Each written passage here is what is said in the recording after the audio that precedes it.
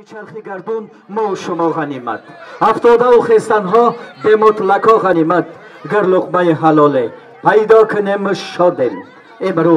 امروز گر بگذرد فردا به ما غنیمت از عالم دل ما آتش به بحر بار رفت گرمی دل رسیده تا دیده ها غنیمت چون عمر آدمیزاد کوتاه‌تر ز آه است در صحبت شمایان